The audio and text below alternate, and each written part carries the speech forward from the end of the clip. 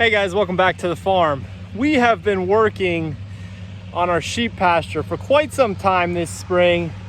You guys that have followed me and watched the channel for a while, you understand that it takes some time to put a fence up. Well, turns out we let the grass get a little high here and our neighbor came to the rescue today. So today we're making some hay.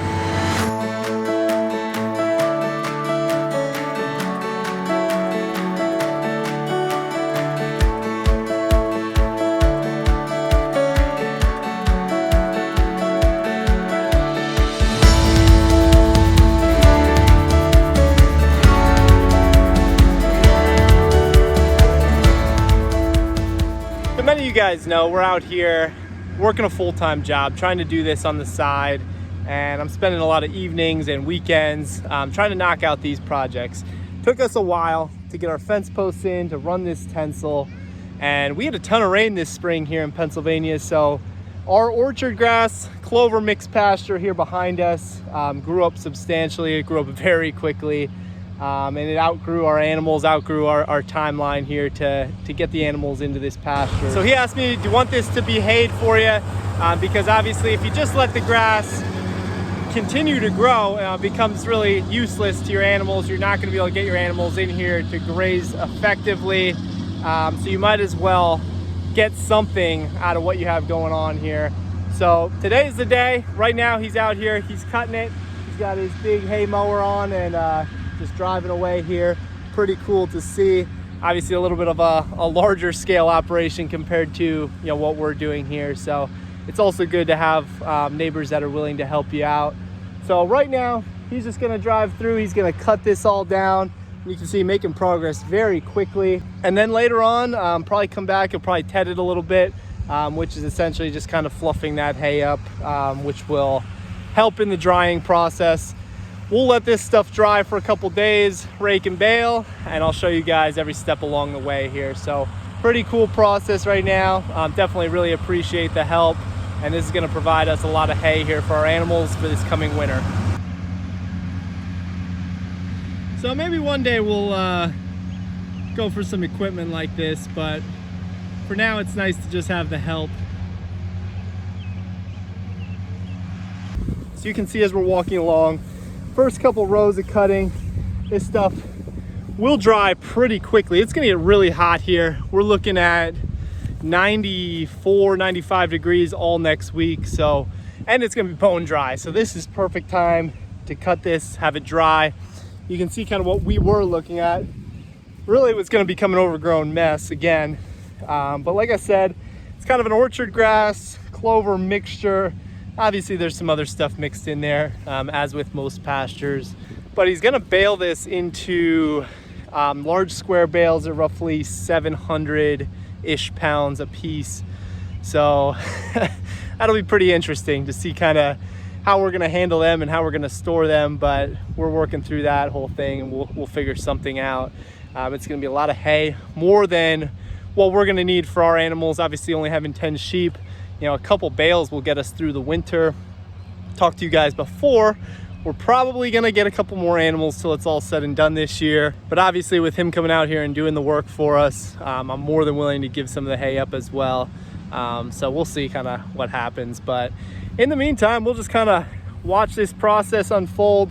It's always a cool thing to just watch the tractors just go back and forth. Little guy's in there napping right now. He's missing this. He would definitely love watching the giant tractor kind of roll through here. But it's a beautiful day and we'll check in on the next step.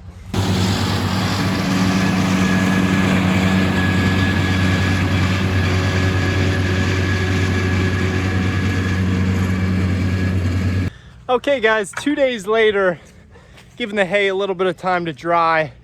I just got home from work. He was over here baling this afternoon and now back to kind of stack it and haul it away. So let's see what we got going on here.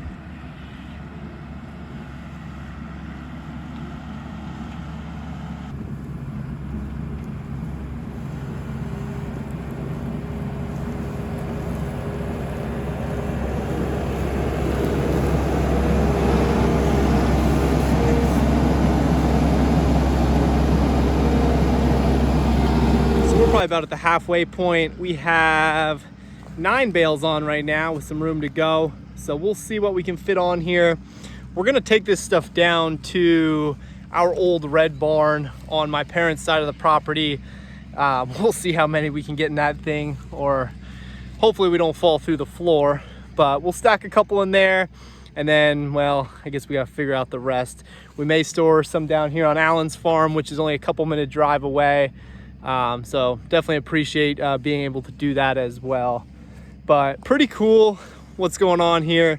Obviously he has these hay forks on.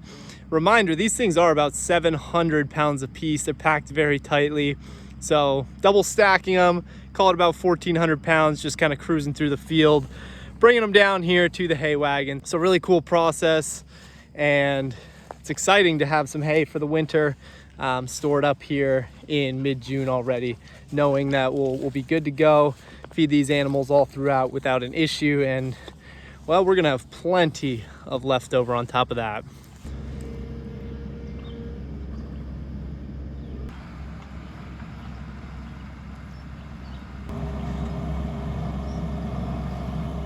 All right, we're coming in now.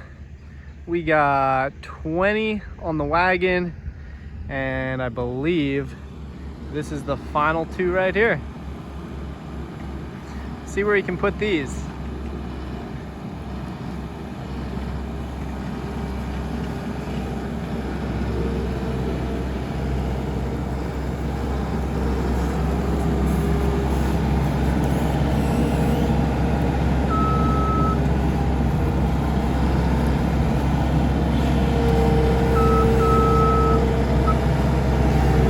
Like we're going right up top.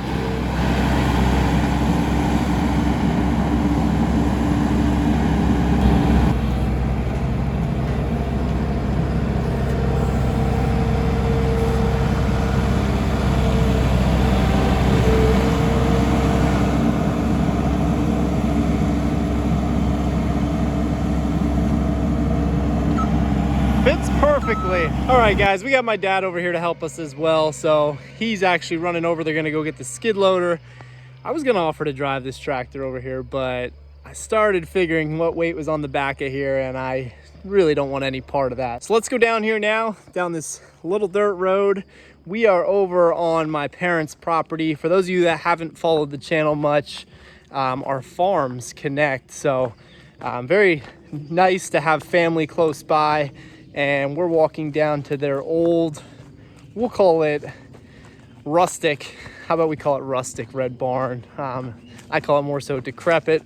There's a chance that we fall through the floor here, so we got to be careful what we're doing, but we'll see what type of space we have down here, and kind of get an estimate of how many bales we can fit, and then the rest are gonna go down the street with Alan. So let's see what we got. Take a nice little walk in the woods here. And this thing certainly is old, but it comes in handy from time to time. It's kind of been used for a little bit of everything over the years. So a lot of stuff going on. This over here is where we always store our hay when we rake it up loose. We're gonna try to flip some bales in here.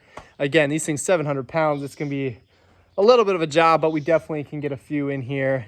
And then kind of right here where I'm standing, we should be able to fit a couple in as well. So while we're waiting, might as well talk a little bit about our plans for the pasture now that we got all the hay off of it. It's gonna get really hot here. I think I said this a few times already, but we're looking at low to mid 90s for the next at least week and a half to 2 weeks. So we're not gonna get a whole heck of a lot of growth. Now, obviously you throw some rain in there and that can change things, but it looks for the most part like it's gonna be pretty dry.